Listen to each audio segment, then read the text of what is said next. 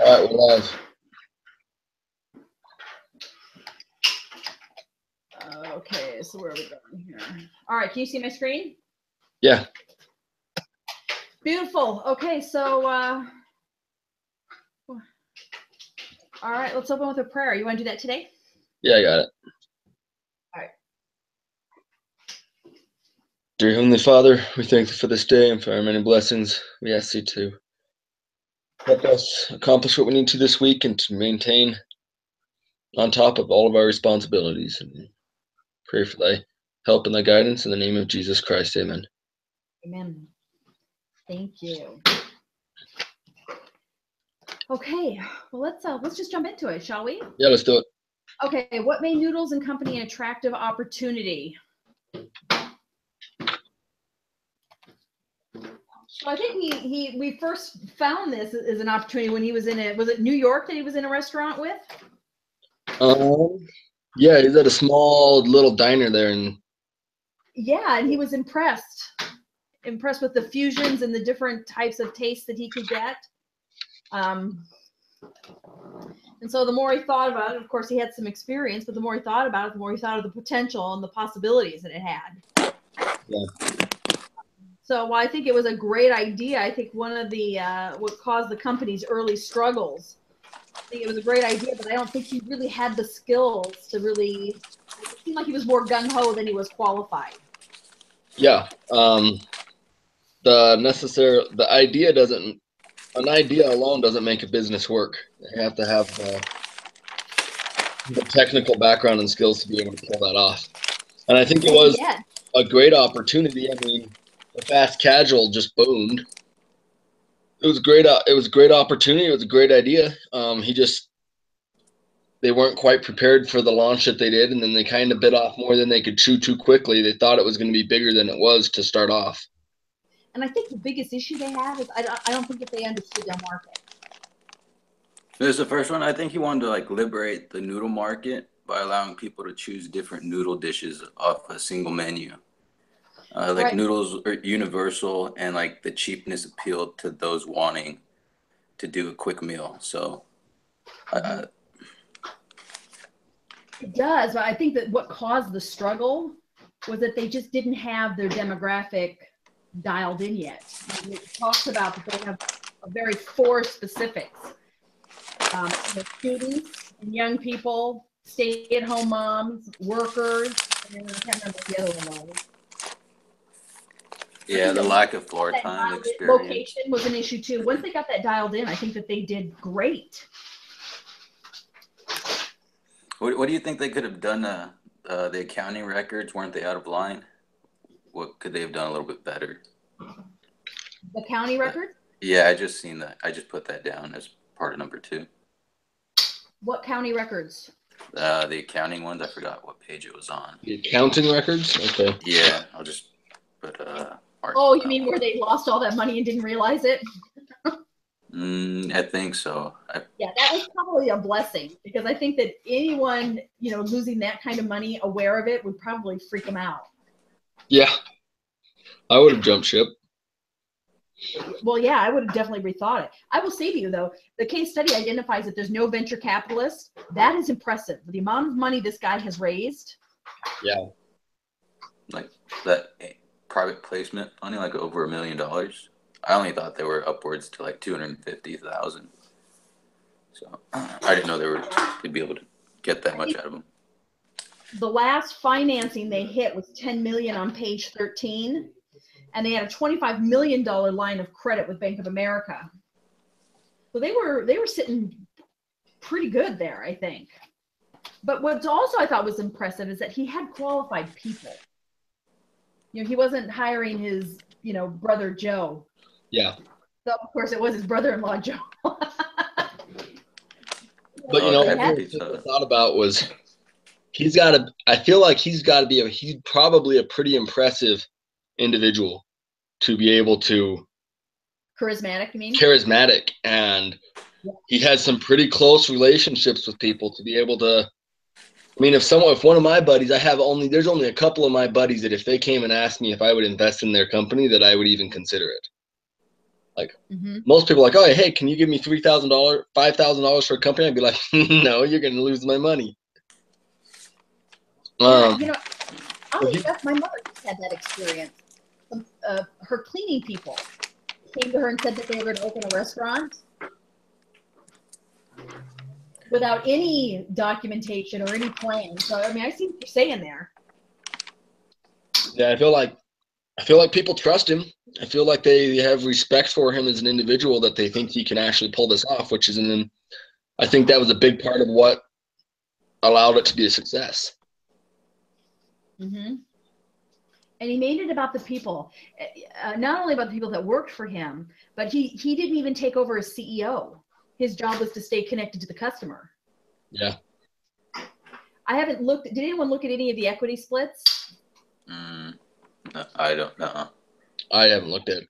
Yeah, I don't know that there was enough information to do it, but I just did a whale chart. I just cumulative revenue, so I ordered them from like highest to lowest, and then just use that as in like a chart to compare the products with the different companies based off revenue. Well, no, I'm talking about the equity as far as, you know, he raised all this money. His chef didn't get paid but got equity. I just noticed there's a lot of equity and a lot of people involved, but it doesn't really talk about if he's maintaining control of the company, which may not even really matter. Okay, no. So let's go on to. I couldn't fill that out. I didn't see enough information for it. Yeah, and it doesn't even require it, but I'm still always curious to know. Okay, so number 3, what role should financing play in the company's growth? I like the 50-50 split, because it would, I mean, they'd have to make benchmarks for the franchises, so that way they could keep the sales positive. I mean, they're going to receive royalty payments, and all they have to do is just keep up the brand name, so that way the individuals can, you know, make their sales, and, you know, they'll be able to, you know, get their money back like that. Mm-hmm. Other than that, I didn't really see a lot of numbers or anything for why I would choose franchising. Well, let me show you the numbers I came up with. Okay, so I took the profits, the royalties and profits. So it was 80% operating, which gave us what, 20% per store. Yeah. And then I took in there 800,000 was their expected number. Of course, they were anywhere from 1.5, anywhere from 600,000 to 1.8, I think was it. But 800,000 was the expectation. So that's what I used for these numbers. So, which of course calculated the profit per store. Oops, sorry about that. And so does this, I'm not sure that this makes sense. There's 58 existing, and if we did it 50-50, each one would have 121 stores. And right. Then here would be 121, and there'd be 179 total stores, which takes us right to 300 stores. Anyway, and then allowing with the establishment income, which is I established that based on page, I think it was like page 9 maybe, where they talked about Pantera. Page 15, excuse me, it says it right down here. Anyway, so this is the total profit. So they'd end up, they would end up with $33 million if they did a 50-50 split. If they did company stores only, I came up with 48 million. So there was an additional increase of 14.5 million is what they'd make on it. However, when you come over here and you take a look at the cash investment, at approximately 500,000 cash, that doesn't include the financing that they would get, but at 500,000, we're looking at 60 million. And that's for them to do the 121 stores. Okay. And if they did all 242 stores, they'd be at 121 million. So it would literally cost them 60 million more. And if you subtract these out, you take the 14 million in profit and the 60 million it would cost them to get there. We're looking at a difference of $46 million it would cost them more to avoid franchising. And at this point, I'll go ahead and I haven't done the calculations yet to figure out, based on this number, how many years it would take for them to break even. But that could also be valuable too, because let's just say, what would it be? Let me look.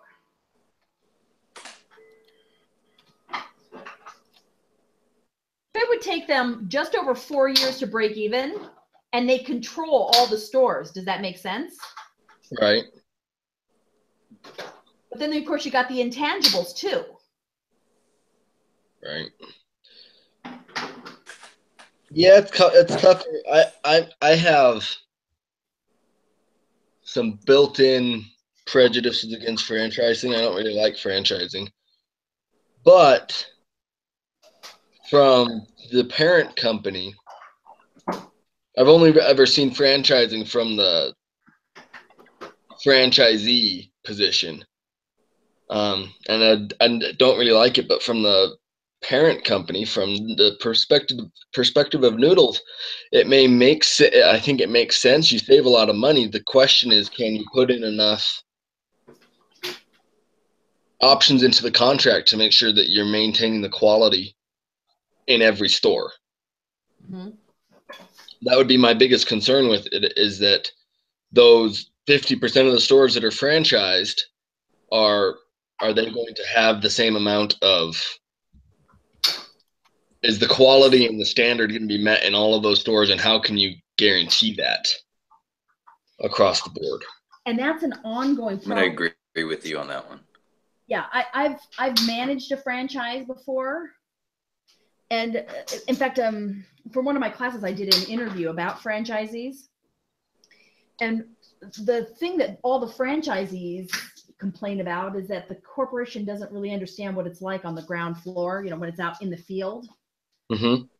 And I was surprised at how many franchisees did their own thing. I mean, so you make a very good and critical point. It's actually a reality. Yeah. Well, I mean, I worked at here in Jackson when we were living there. I'm actually doing a construction job for that company now. But one of the hotels here was a Quality Inn. And so we had the standards that we had to meet, and we chafed against it. We hated it. And we found every last little way that we could build our own brand and get away from having the Quality Inn tag on our foreheads. I mean, we did everything we could within the realms of our contract. So we never actually violated our franchisee contract, but in any other way that we could get around it, we did. You're working that, man. And so I looked at him like, it's what worries me about the franchising is the franchisees feel a little bit oppressed by what the corporation wants, and they don't understand the needs of the area. And the franchisor feels cheated and feels like you're not following that's not the spirit of the law of this contract. And so I don't know, I have it saves you money, but I'm not sure that you want to give up for what they're trying to build with their focus on the customer. I'm not sure that franchising really follows into their vision as well as they would like it to. Well, and especially because, based on the numbers, we're looking at 4 years. Yeah. Difference. So is it worth 4 years to give up that much of your company? I would argue it's not, but well, sure. Yeah, and that's essentially what my hypothesis is it's just not worth it. But it does mean that it would take longer to grow it. Yeah. Because you still got to come up with $60 million. So yeah, it's one headache for the other, but I think in the long term, I think going franchise is just not the way to go. Dan, what are you thinking? I was thinking about when I used to work at a franchise and how you guys were talking about the standards from the franchisor, how they don't meet up, like from individuals, they run their shops how they want, and they'll do it how they want. They're not going to follow. So okay, the company I worked for, we didn't have franchise fees, and we pretty much basically could run and operate the business how we wanted. and sell whatever we wanted. But like I said, they needed if they wanted to. I thought it would be good for them, but like I said, I didn't get to run all the numbers like you did. I did something else. Yeah, I think that one of the things that we find is that each state has different laws about it, but it's not as easy to go in and take a franchise from somebody. I mean, depending on the state, you know, in Utah you might be able to, but out in California, you pretty much have got to show that they've all but set the place on fire in order to get it. So, you know, the control is a problem. I think that we're all on the same page on that. Yeah, it's you know, if their stated mission statement for the company was different, it wouldn't be such a big deal to me. But their stated thing is every bowl, every time. Like, and culture matters. If that's your standard, then I'm not sure how franchising works into that, because you don't have enough control over it. So that's a really good point. That was my thoughts. I have a feeling that's going to show up in my argument, by the way. All right, so what specific advantages? It looks like we've covered that, including the financial, economic. Okay, so organizational consequences. So it seems to me what makes a franchise really goable is it has to be cookie cutter. I managed a McDonald's when I was in college, or earlier in college, in my late teens. And what I noticed, everything was cookie cutter. You could go from any McDonald's to any McDonald's and it was the same exact thing. And I think that that's one of the things that Noodles is already doing. You know, they're already dialed in to being able to go in and open a store like gangbusters, because they've got all the training down, they've got the recruitment down, they've got the operational supplies, you know, yada, yada, yada, all in place. Yeah. Mm-hmm. So far, that's absolutely the case. I mean,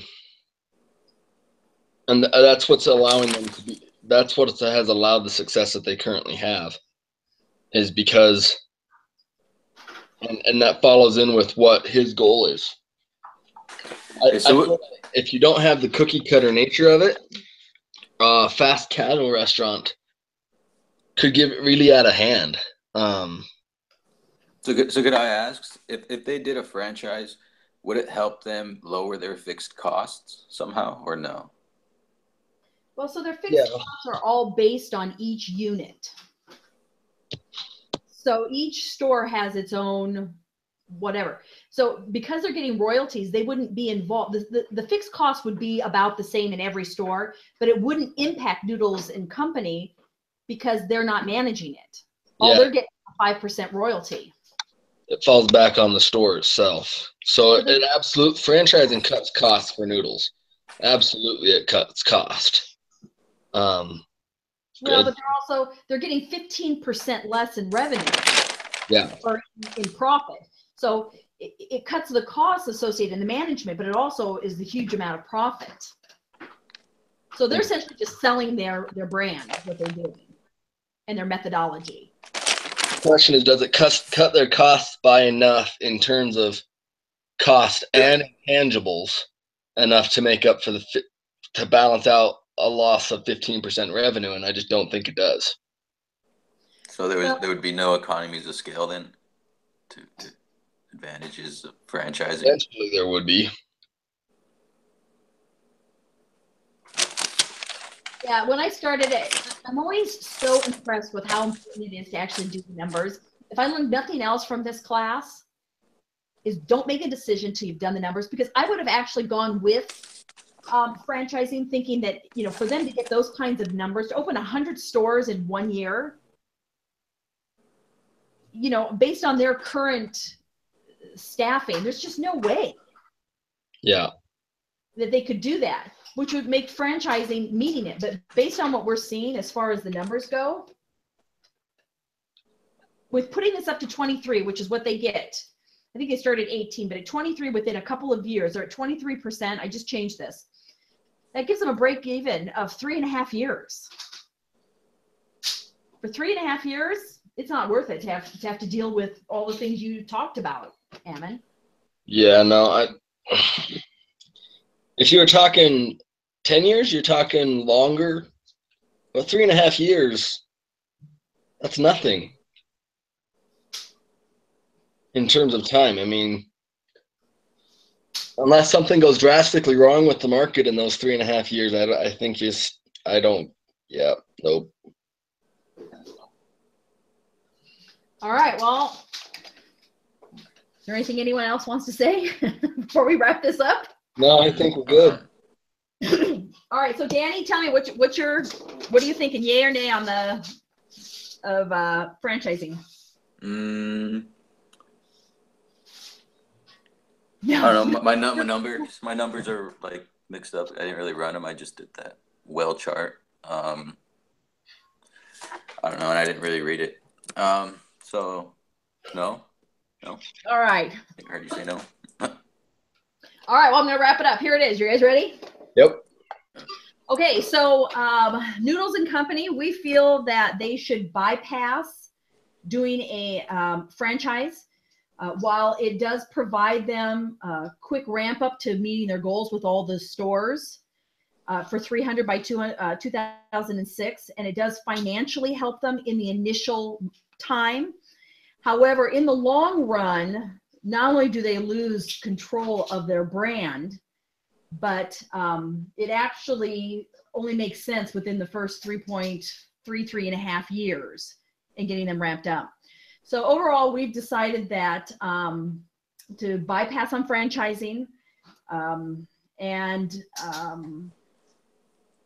look at other options, continue based on where they're at. Is that good, guys? Anything else we can think of? No. I think we're good. All right. Well, let's wrap it up then. All right.